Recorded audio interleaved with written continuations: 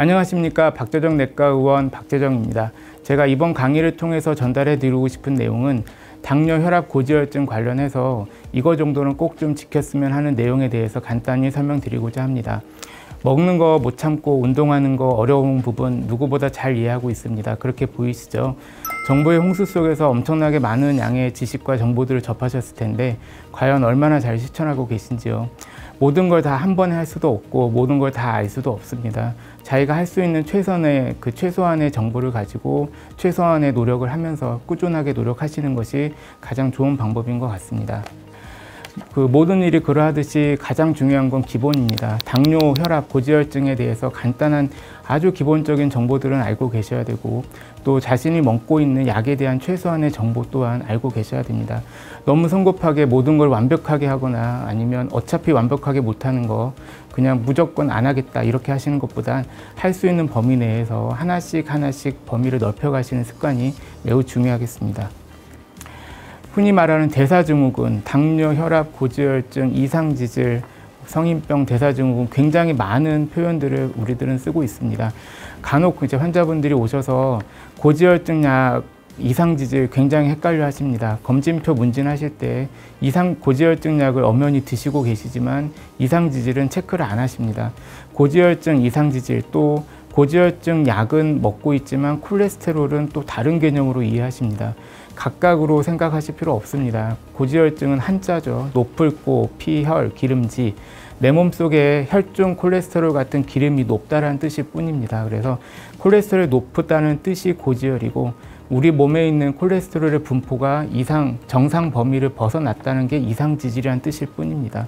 그래서 고지혈과 이상지질 치료하는 약제가 고지혈증 약이 되겠죠. 그래서 콜레스테롤, 고지혈증, 이상지질은 비슷하게 생각하시면 되겠습니다. 당뇨, 혈압, 고지혈증 또 한 가지 각각으로 다 따로따로 생각하시는 분이 있습니다. 당에 좋은 거, 혈압에 좋은 거, 콜레스테롤에 좋은 거 각각으로 생각하시기에는 너무 복잡하고 그렇게 하실 필요는 없습니다.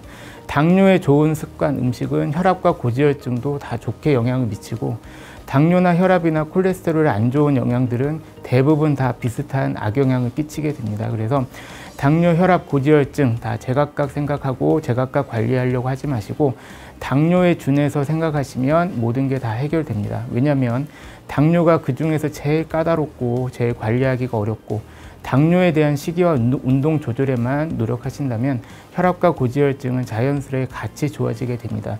내가 당뇨가 아닌 혈압과 고지혈증만 있다 하더라도 당뇨식과 당뇨 관련된 운동에 대해서 알고 계신다면 같이 관리하시는 게 좋고 당뇨, 혈압, 고지혈증은 항상 같이 나빠지는 경향이 많기 때문에 혈압과 고지혈증 약만 드시더라도 앞으로를 위해서라도 혈당에 대해서는 기본적인 정보와 조절은 꼭 필요하시겠습니다.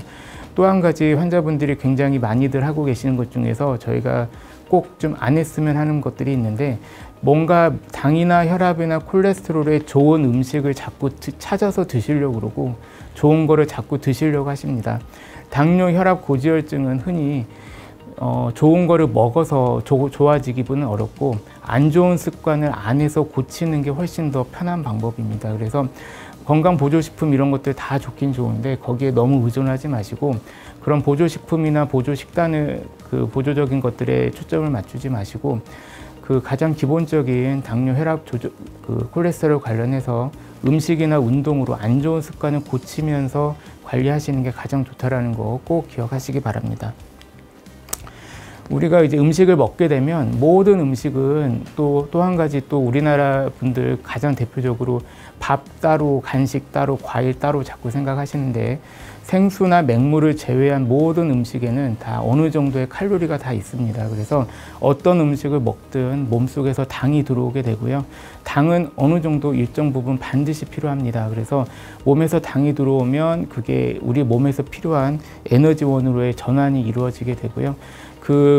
혈중 당질이 올라가게 되면 췌장에서 인슐린을 분비해서 혈중 농도를 정상으로 유지하는 게 정상 기전이 되겠습니다. 하지만 당뇨라는 거는 우리 몸의 일정 이상의 혈당 수준이 올라가더라도 췌장에서 어떤 이유에서든 충분한 인슐린 분비 기능이 떨어지기 때문에 적당한 시간에 적당한 양만큼의 인슐린 분비가 잘 안 돼서 혈당이 높게 유지가 되는 것을 당뇨병이라고 하는 겁니다. 그래서 췌장과 관련해서 그 췌장의 기능은 항상 당뇨병에서 굉장히 중요한 부분이 되고요. 앞으로 설명드리겠지만 약물 치료와 운동 치료도 결국은 췌장 기능을 최대한 살리면서 췌장을 자극해서 자연스럽게 혈당이 떨어뜨리게 하는 게 초점이 맞춰져 있기 때문에 당뇨, 췌장, 음식과 운동은 꼭 같이 기억하시면 되겠습니다. 당뇨병의 치료는 음식을 먹어서 올라가는 당, 즉 음식 관련된 당 조절 굉장히 중요하겠고, 음식을 먹은 다음에 혈당을 떨어뜨려야 되는 약과 관련된 부분, 또 약물 치료 외에 운동 같은 경우는 식후 운동은 췌장을 자극하는 천연 자극제가 됩니다. 그래서 음식을 먹어서 올라가는 당을 췌장 기능이 원활하게 작용하도록 도와주는 약물과 운동은 이 세 가지는 굉장히 기본이 되겠고, 꼭 당뇨뿐만 아니라 모든 혈압과 고지혈증 같은 성인병에서도 대부분의 칼로리 누적이 제일 주범이 되기 때문에 적당한 음식, 적당한 운동, 그런 것들은 꼭 좀 관리하시는 게 좋겠습니다. 제일 이제 첫 번째, 음식 어떻게 먹을 것이냐. 음식은 굉장히 어렵습니다. 절대 외울 수도 없고 아무도 완벽하게 할 수가 없는 내용들입니다. 하지만 이런 당뇨 강의 보일 때 항상 정상 혈당, 정상 체중, 합병증 예방, 좋은 영양 상태 유지 다 알지만 어떻게 할지 모르겠고 발표하는 저조차도 비만입니다. 그래서 당뇨병 예방과 치료를 위한 식사 관리, 또 골고루 알맞게 규칙적으로 다 알죠. 다 아는데 지키지를 못합니다. 그렇다고 그냥 자포자기로 다 계속 먹기만 해버리면 점점 더 나빠지겠죠. 그래서 할 수 있는 범위 내에서 저도 노력을 해서 요만큼 유지하고 있는데 어떻게 유지할 건지를 좀 설명을 드리겠습니다. 이제 강의들 엄청나게 많은 당뇨 강의가 있었고 앞으로도 또 있을 거고 또 여러 가지 매체에서 또 많이들 접하실 겁니다. 거의 비슷한 얘기들이 나옵니다. 음식에 대해서 당질, 교환 단위 뭐 이런 얘기가 나오는데 음식 각각에 속해 있는 탄수화물과 단백질, 지방의 비율, 거기에 들어있는 칼로리를 말을 합니다. 근데 이거 어떻게 다 기억합니까? 저도 솔직히 잘 모릅니다. 이런 것들은. 그리고 곡류, 뭐 음식과 관련된 6가지 식품군 굉장히 어렵죠. 그래서 결국은 맛있을수록, 입에 맞을수록 칼로리가 높은 거니 주의가 필요하다. 가장 기본적으로만 알고 계시면 되겠습니다. 이제 정확하게 계산하려면 저희도 학생 때 배울 때 이런 것들 다 해봤는데 몸무게 재서 칼로리 계산해서 하루에 몇 킬로 칼로리가 이분한테 필요하다 이렇게 해서 하루 3번으로 나눠서 한 끼에 몇 칼로리씩 제한한다 이렇게 꼭 해야 되시는 분들이 있습니다. 실제로 병원에서는 이렇게 계산하는 경우도 꽤 많이 있고요. 그런 분들은 이제 입원하신 분들, 그래서 이제 병원에서 이제 몸이 많이 안 좋으셔서 입원 치료하셔서 엄격하게 식단 관리가 되신 분들은 이제 영양사 분들이 이런 거 다 일일이 계산해서 이제 한 끼 식사에 몇 칼로리 이렇게 해가지고 딱 칼로리만 나옵니다. 딱 근데 대부분 정해진 칼로리로 드리면 많이들 배고파 하십니다. 그래서 이제 솔직히 딱 제한된 칼로리 먹고 참다 폭발하느니 조금 든든히 먹더라도 딱 이따 조금 뒤에 설명을 드리겠지만 딱 정해야 되는 그것만이라도 지킨 다음에 그 다음에 이제 조금 더 구체적인 식단 관리 하시는 게 훨씬 좋은 방법입니다. 그래서 이제 이런 대충 이제 보시면 몸무게 키에 비춰서 이 정도 칼로리가 필요하다. 이 정도 칼로리를 맞추려면 이제 아까 보여드렸던 그런 것들 음식들을 다 선택을 해서 칼로리를 맞춘다는 얘기인데 이거는 이제 전문 영양사분들이나 가능하신 얘기고요. 이건 어디까지나 참고만 하시기 바랍니다. 이제 식사와 간식은 어떻게 할 거냐 이제 이따 나중에 설명드리겠지만 식사 간식 개념은 일단 없어져야 되는 개념입니다. 일단 딱 3번 정도 이제 식사로만 생각하셔야 되는데 우리 몸에서 가장 원칙적으로는 4시간에서 6시간 간격으로 식사가 들어오는 게 위에도 부담이 좀 덜하고 간과 췌장에서 그 소화 기능을 분비하는 그 사이클에도 가장 이상적이긴 합니다. 근데 우리가 일상생활 하면서 어떻게 저렇게 맞춥니까? 보통 하루 3끼 잘 드시는 것만 해도 굉장히 잘하시고 계신 거고요. 보통은 저희가 이렇게 설명을 드려도 아무리 건강하게 식단을 조절하셔도 저녁 식사하고 주무시고 그 다음날 아침까지는 대부분 한 12시간 정도의 공복이 들어갑니다. 이제 저거 맞추려고 새벽에 일어나서 먹고 주무시는 거는 안 좋은 거고요. 이제 원칙은 저렇지만 우리가 할 수 있는 범위는 아니다라는 거. 한 끼 식단은 이렇게 드시면 좋다고들 저희가 권고는 하는데 일반적으로 저희가 권고하는 식단은 한식 위주로 이제 권고를 합니다. 아무래도 양식이나 중식이나 이런 간식류들은 이제 조금만 먹어도 배는 안 부르는데 칼로리가 높기 때문입니다. 나중에 다시 한번 설명을 좀 드리도록 하겠습니다. 균형 잡혀서 배분해서 규칙적으로 섬유질 맛없는 거 많이 먹고 맛있는 거 줄여라, 이게 원칙이긴 한데, 그리고 포화 지방산, 뭐 채소 녹차 좋고, 뭐 외식 피하시고 술은 힘들고 사회생활 하지 말란 얘기죠. 그래서 이렇게까지는 못하고요. 그리고 뭐 껍질 제거하고 이것도 안 되고 저것도 안 되고 이렇게 얘기하면 다 화내십니다. 그럼 그렇게 말하는 너는 얼마나 잘하길래?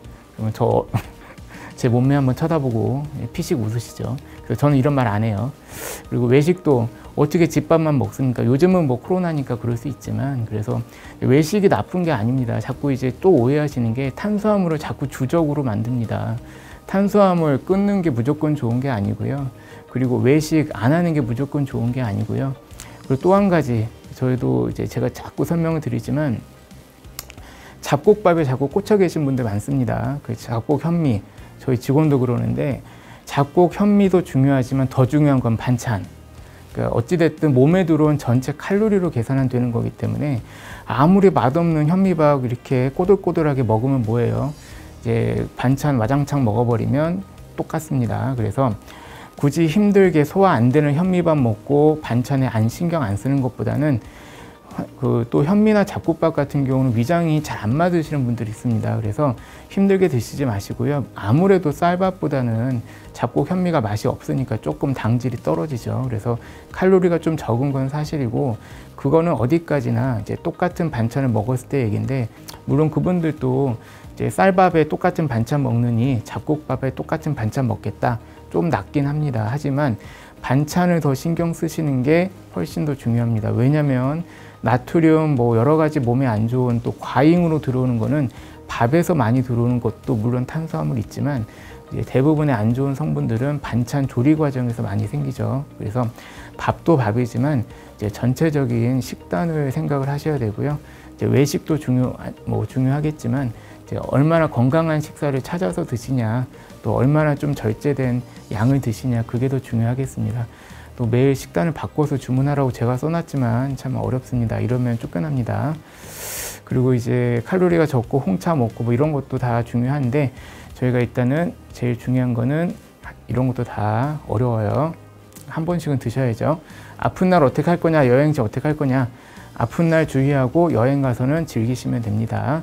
근데 이제 주의해야 될 것들, 이제 배탈 나거나 설사하시거나 약 드시는데 이제 소화 기능이 변동이 생기면 이제 약 드실 때 조금 이제 혈당이 요동을 치니까 이제 그럴 때 저희가 조금 더 주의할 걸 설명을 드릴 건데, 이제 가장 기본적인 것들만 지금까지는 다 잊어버리셔도 되고, 여기까지 이거 한 장이 제일 중요합니다.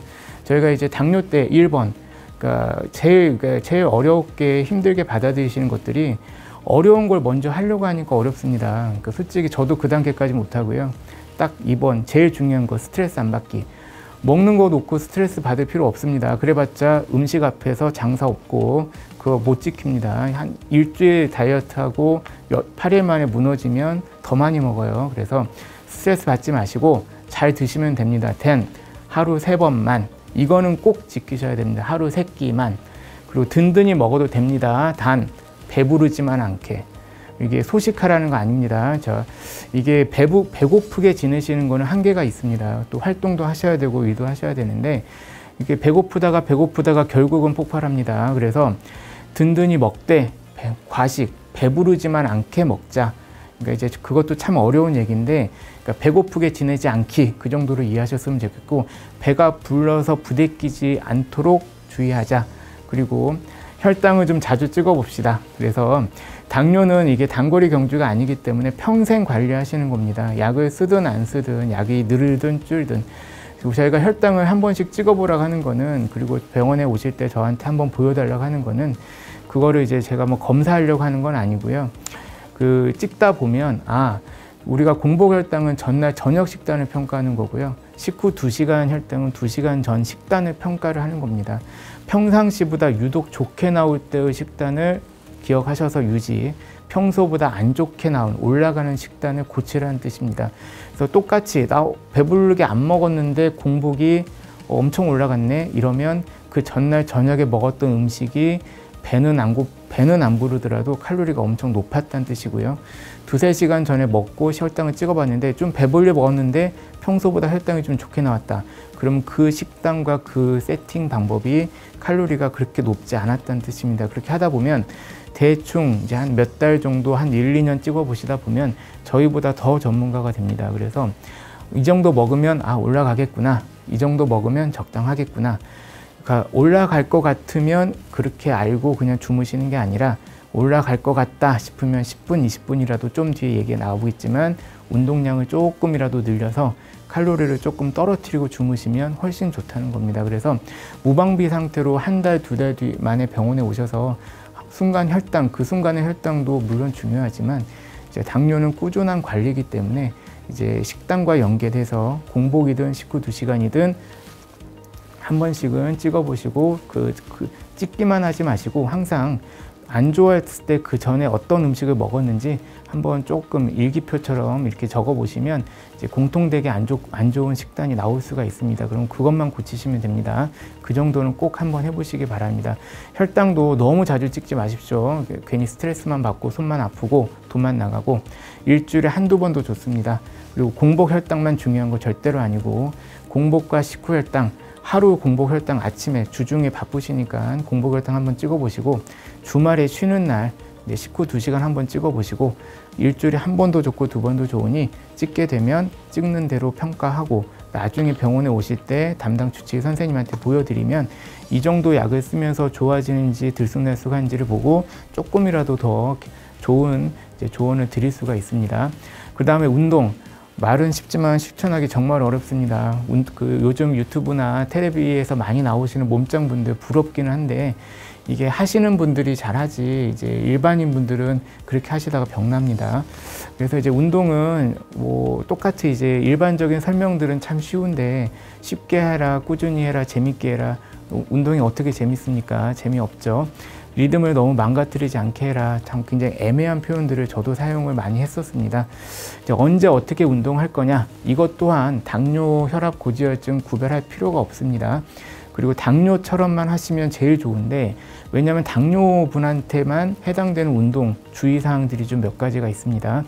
네, 보통 우리가 식사 전에 새벽에 운동 좋아하시는 분들 있고 또 이제 식사 후에 운동 간단히 하시는 분들이 있습니다. 운동 자체는 식사 전이든 후든 큰 상관이 없죠. 식사 전에도 후에도 다 좋은데요. 당뇨인에서 저희가 식후에 운동을 꼭 하라고 권합니다. 왜 그러냐면 아까 처음에 잠깐 설명을 드렸는데 우리가 당뇨라는 게 음식을 먹고 췌장에서 혈중에 당이 올라가면 췌장에서 그걸 인지를 해서 인슐린을 분비를 시켜서 혈당을 떨어뜨리는 방법입니다. 그래서 이제 공복보다는 췌장의 역할은 식사 후의 역할을 제 역할을 잘 해줘야 되는데 우리가 운동이 췌장을 자극하는 천연 자극제라고 제가 설명을 잠깐 드렸죠. 그래서 췌장이 일을 잘 하게끔 도와주는 운동, 식사 후에 췌장이 일을 잘 해야 되는 상황, 그러면 식사 후에 운동을 해서 췌장이 일을 잘 하게끔 그렇게 해서 식후 혈당이 잘 떨어뜨리게끔 하는 게 당뇨 운동의 원칙입니다. 그러면 식사 전에 운동이 나쁘진 않지만 식사 전에도 하고 후에도 하고 하루 종일 운동만 할 수는 없죠. 그래서 식전은 그냥 안 하는 게 나쁜 건 아니지만 식사 후에가 운동하시는 게 1번 그리고 식사 전에는 이제 선택해서 하시면 되는데 당뇨분들은 저희가 식전 운동을 별로 권하지 않습니다. 왜냐하면 이제 조절이 워낙에 안 되셔서 이제 나는 어떻게 먹든 혈당이 절대 저혈당 안 온다 이런 분들은 원래 혈당이 높으신 분들이고 혈당은 결국은 이제 정상 혈당으로 조절이 잘 되시는 분들은 이제 식사 전에 약을 드시지 않았더라도 이제 공복의 운동량이 너무 많아 버리면 상대적으로 혈당이 많이 떨어지게 되면 어지러우실 수 있습니다. 저혈당 오셔서. 그래서 굳이 그렇게 하지 마시고 식사 후에 소화된 다음에 운동을 하셔서 췌장 기능을 좋게 해주는 게 가장 좋습니다. 그래서 식사 후 1시간 정도, 저희가 2시간까지는 혈당이 오르다 떨어진다고 설명을 드리고 있기 때문에 또 식사 직후는 위에 음식물이 가득 찬 상태에서는 오히려 이제 운동하다가 속 미식거리거나 트름 나오시거나 불편하실 수 있습니다. 그래서 식사하고 1시간 정도 이후부터 이제 운동을 시작하시면 됩니다. 그러면 일도 해야 되고 집안에서 살림도 하셔야 되는데 언제 저걸 하고 있냐? 식사하고 매번 운동하라는 거 절대로 아닙니다. 이따 다시 한번 설명을 드릴 기회가 있습니다. 그래서 이제 인슐린 주사나 이제 약을 드시는 분들, 또 인슐린 요구량이 많은 분들, 약을 많이 드신 분들, 특히 공복 운동은 피하시는 게 좋고요. 운동 강도를 너무 길게 하시는 것도 마찬가지 이유로 별로 권하지 않습니다. 당뇨에서 저희가 별로 권하지 않은 운동, 등산. 이제 등산 같은 거 야산에 운동하시는 거는 상관없지만 일반적으로 한라산, 지리산 이렇게 유명한 산들 타는 분들, 좋아하시는 분들이 있습니다. 이제 마음껏 취미로 하시는 건 나쁘진 않지만 당뇨 환자분들 그렇게 1시간 이상의 운동이 시간이 길어질 것 같고 단기간에 칼로리가 소비가 땀이 많이 날 것 같은 운동 하실 때는 순간 혈당 낮아질 수 있으니 그때는 간식 같은 거를 비상식량을 갖고 계시는 게 좋은데 솔직히 운동 열심히 해서 저혈당 만들고 간식 먹어서 고혈당 만들고 그럴 필요 없기 때문에 굳이 등산은 저희가 별로 권하진 않습니다. 그 운동을 얼마나 자주 할 거냐? 이제 우리가 최소한 이틀에 한 번, 일주일에 최소 서너 번은 해보라고 이틀에 한 번꼴은 하시라고 합니다. 그것도 엄청난 우리가 이제 일반적인 운동은 굉장히 어렵게 생각을 하시기 때문에 우리가 생활에서 할 수 있는 것들은 충분히 매일 하실 수 있습니다. 제가 그것도 알려드리겠습니다. 이제 이런 것들 이제 많이 표 보셨을 텐데요. 어떤 거 산보, 빨리 걷기, 계단 올리기 여러 가지가 있는데 이런 것들 다 계산하면서 하실 필요 없습니다. 소모되는 열량 다 필요 없고요. 제일 중요한 거 땀이 난다. 우리가 이제 가끔 이제 많이 오셔서 1시간씩 한다, 만보하신다, 막 열심히 얘기를 잘 하십니다. 이제 굉장히 잘 하시고 계신 거 맞고요. 근데 우리가 산보랑 운동은 좀 구별할 필요가 있습니다.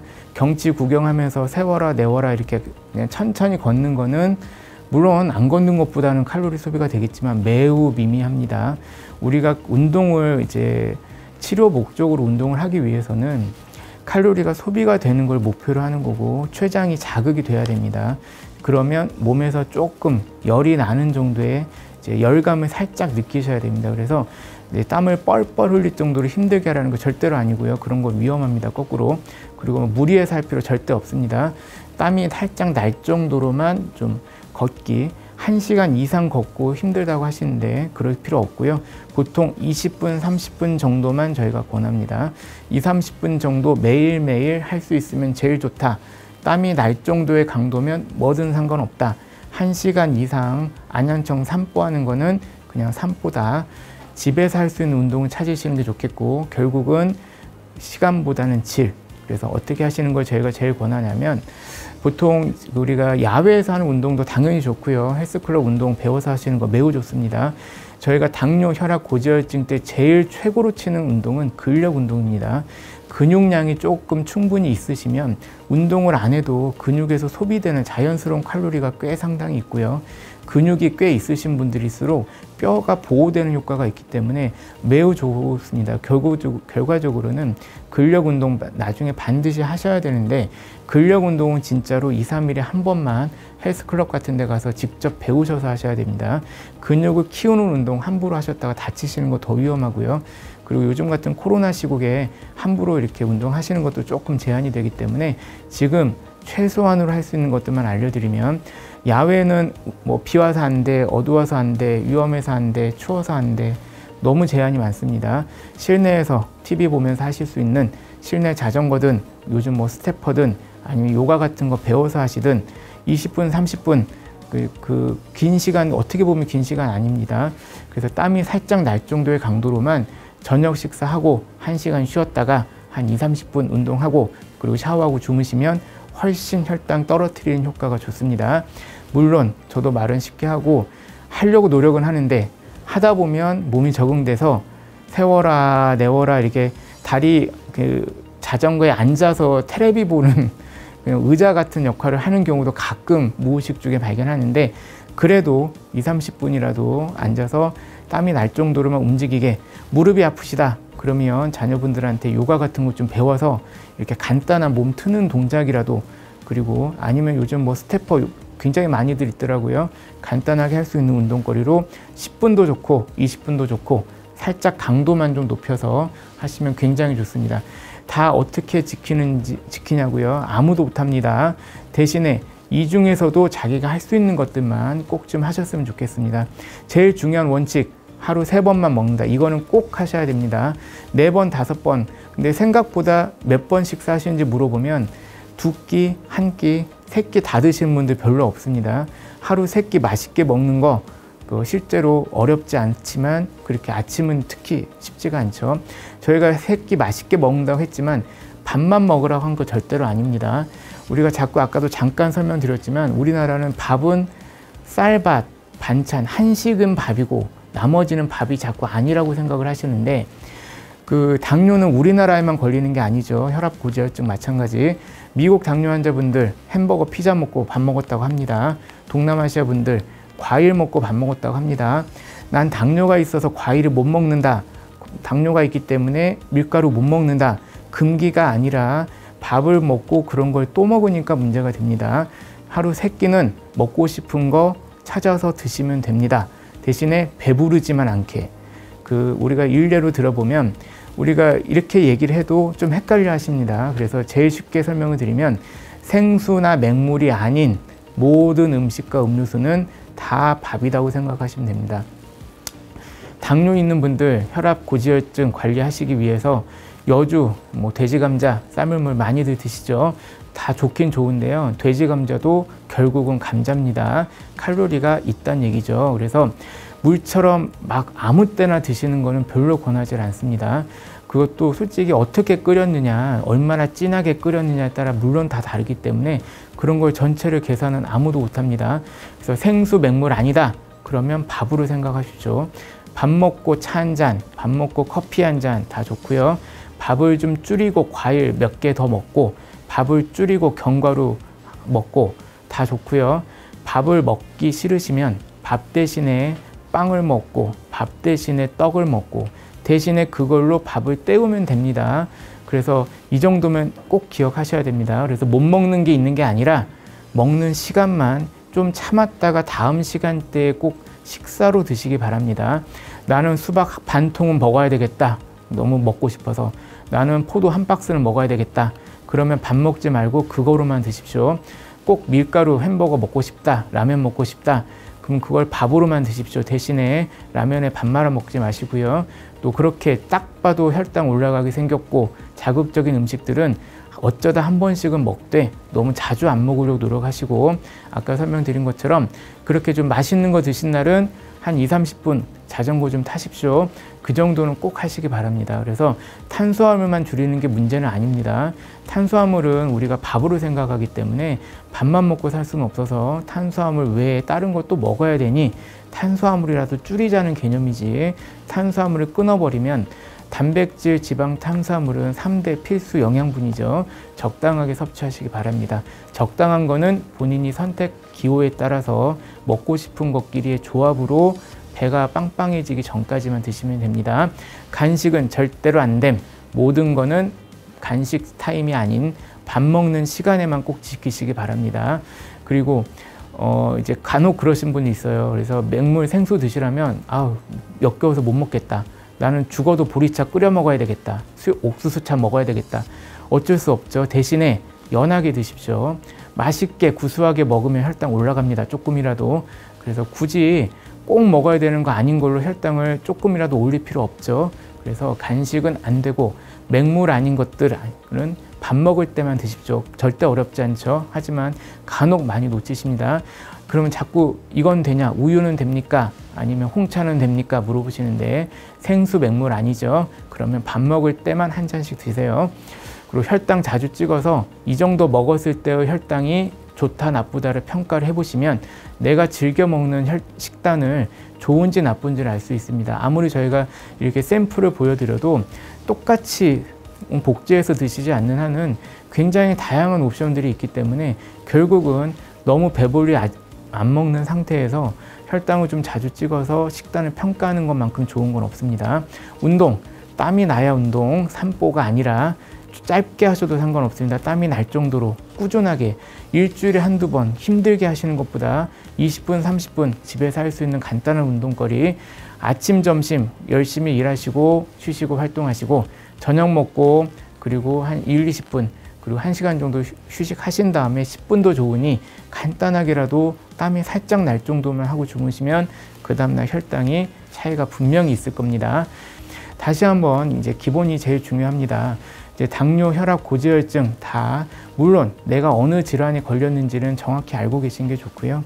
그리고 당뇨, 혈압, 고지혈증에 대해서 너무 세분적으로 전문적으로 알려고 하시면 이제 한 번에 모든 걸 다 해결을 못 합니다. 아무도 하나씩 이제 자기가 지킬 수 있는 범위, 가장 기본이 되는 식사 3번 한다. 그리고 식사 시간 맞춰서 약 드신다. 그리고 운동은 식사 후에 한 1-20분이라도 집에서라도 간단히 한다. 최소한의 지킬 수 있는 것들을 지키십시오. 그리고 나서 하루 3번 식사하고 간식 안 먹는 걸 지켰다. 그러면 그 다음에 잡곡 현미로 들어가십시오. 잡곡 현미 그 다음에 이제 반찬을 좀 신경 쓰십시오. 일단은 간식 드시고 이것저것 막 드시는 상황에서 식단만 관리하려고 하다 보면 너무 스트레스 받아서 안 됩니다. 제일 중요한 거 3번만 드시는 거. 그리고 아침 식사 굉장히 중요합니다. 아까 제가 공복이 길어지면 간은 힘들어집니다. 요즘 그 간헐적 단식 뭐 여러 가지 많이 있죠.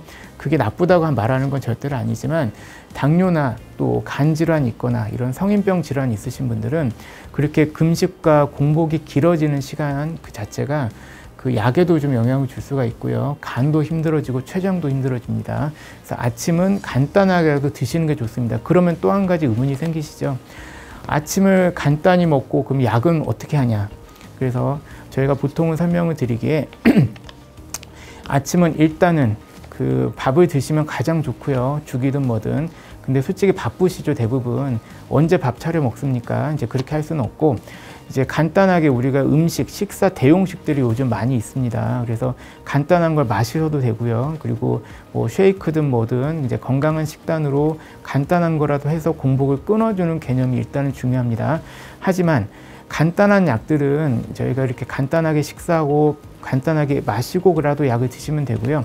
당뇨약은 그 췌장에서 인슐린을 분비해서 혈당을 떨어뜨리는 개념이기 때문에 제대로 된 식사를 하고 약을 드시기 바랍니다. 그래서 보통 하루 1번이나 2번으로 보통 당뇨약이 나가는데요.